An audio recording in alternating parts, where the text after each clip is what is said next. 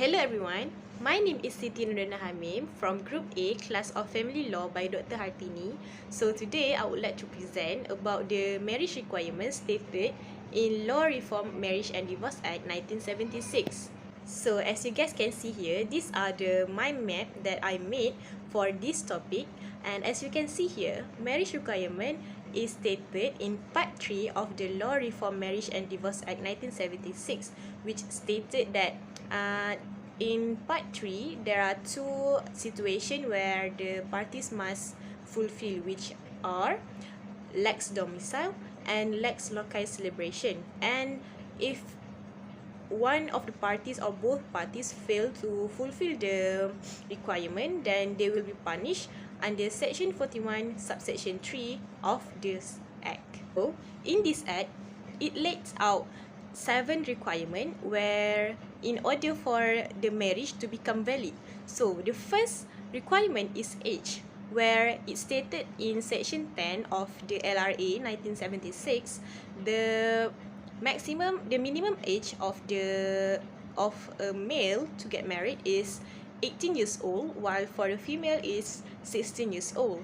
And for the second requirement is they need to obtain consent from the parents or the guardians, and the consent must be in a form of writing.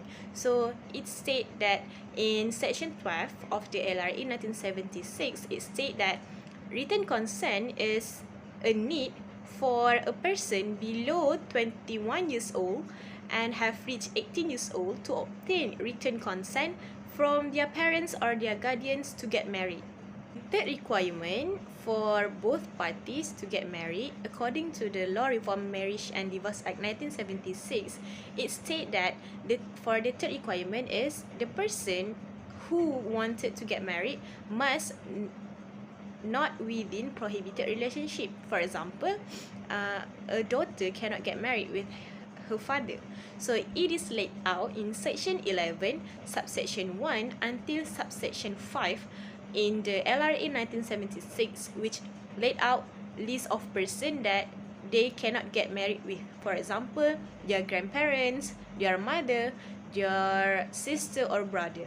Fourth requirement is avoidance of marriage prior to the existing marriage. This can be found in the Section 5 of the LRA, where it states that it is prohibited for a person to have a second wife, since LRA provide for the monogamous marriage only. So the parties cannot have second wife during the marriage. So the second law is Section 6, where it states that if the marriage is contra with what stated in Section 5, then the marriage will be void. So the fifth requirement is the consent from both parties. It stated that the consent must be obtained from both parties, and if the consent is failed to be obtained from both parties, then the marriage will be voidable. The sixth requirement in order for the marriage to become valid is the ways of solemnization of the marriage. So there are 4 ways to solemnize the marriage, which are: first, marriage by certificate; second, marriage by license; third, marriage through religious ceremony; and fourth is marriage abroad.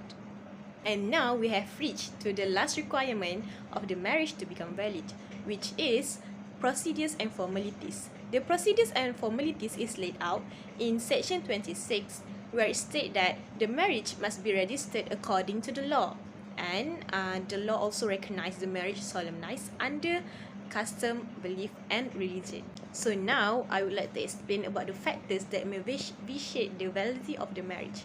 For example, for the first requirement, which is the age, it stated that if the parties fail to follow on what have been stated in Section 10, where it states about the minimum age of the parties to get married, if they fail to follow the requirement in Section 10, then the marriage will be voidable under Section 96, Subsection B of the LRA 1976. For the second requirement, which is consent from parents and guardian, if they fail to obtain consent from their parents or guardian, then they cannot get married and they will be punished in according to section 41 subsection 3 of the LRA, where it laid out the punishment for such offence, which is maximum 3 years of imprisonment and 5,000 ringgit of fine.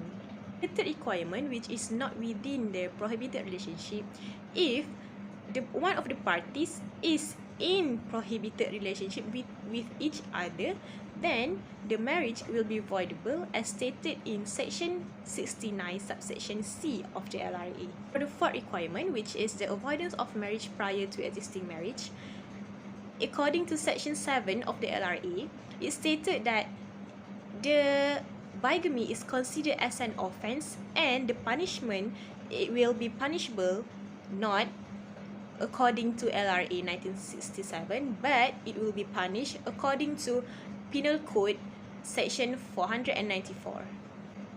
For the fifth requirement, which the consent of the parties. So if the consent is failed to be obtained from both parties who wanted to get married, then the marriage will be voidable.